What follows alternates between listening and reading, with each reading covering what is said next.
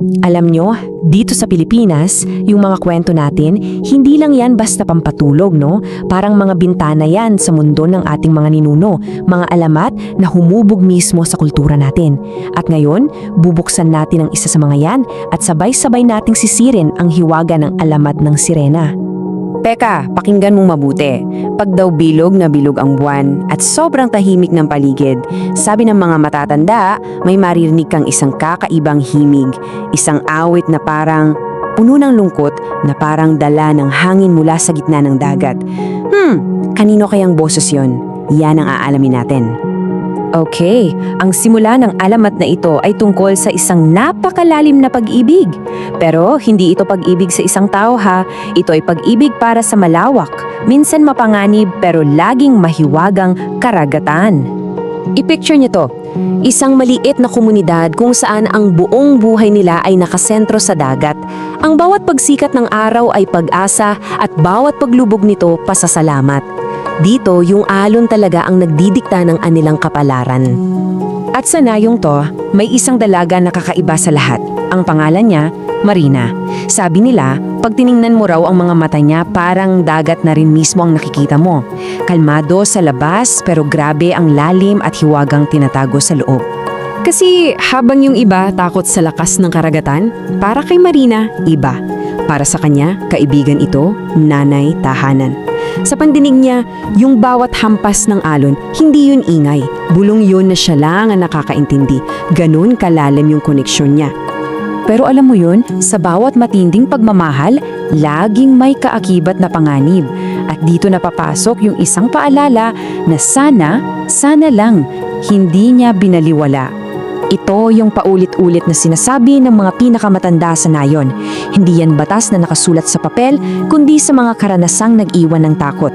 Kasi naniniwala sila na paggabi na, nag-iiba raw ang anyo ng dagat. Mula sa isang mabuting kaibigan, nagiging isang mapanuksong nilalang ito na nangunguha ng mga naliligaw. At dito na, tulad sa maraming kwento, darating yung tanong, ano ang mananaig? Yung tawag ba ng puso mo o yung payo ng isipan? Dito mismo nasubog si Marina. Kahit anong babala ang ibigay sa kanya, para kay Marina, ang gabi, yun yung kaluluwa ng dagat. Dito lumalabas ang tunay na ganda at misteryo nito. Kaya isang gabi, sa ilalim ng nagniningning na buwan, ginawa niya yung ipinagbabawal. Sumagot siya sa tawag ng alon. At yung desisyong yun mismo ang nagtagda ng kapalaran niya. Yun ang nagbago sa kanya habang buhay. Habang lumalangoy siya, bigla na lang may kakaibang liwanag na bumalot sa kanya. Naramdaman niya yung pagbabago sa buong katawan niya. Yung mga paa niyang dating tumatakbo sa buhanginan, unti-unting nagdikit, naging isang makisap na buntot. At yung boses niya, na dating puno ng tawa at kwento, naging isang himig na may kapangyarihan. Kapangyarihang mangakit at magligaw ng sinuman. At dyan, nagtatapos ang kwento ni Marina bilang isang tao.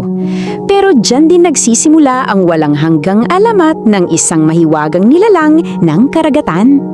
Hindi na siya kailanmang nakabalik sa lupa. Yung mismong pag-ibig na nagtulak sa kanya patungo sa dagat, yun na rin ang nagkulong sa kanya doon. At yung awit niya, naging isang walang katapusang paalala ng isang pag-ibig na naging sumpa at ng isang tahanan na kahit kailan ay hindi na niya mayayakap muli. So bakit nga ba mahalaga tong kwentong to para sa atin? Kasi ang mga alamat, hindi lang yan pantakot eh. Ito yung paraan ng mga ninuno natin para magturo. Una, matuto tayong makinig sa karunungan ng mga nakatatanda. Pangalawa, yung paggalang sa mga di nakikitang hangganan ng kalikasan. At higit sa lahat, na bawat desisyon natin may epekto. Parang alon lang yan, di ba? Tiyak na babalik at babalik yan sa dalampasigan.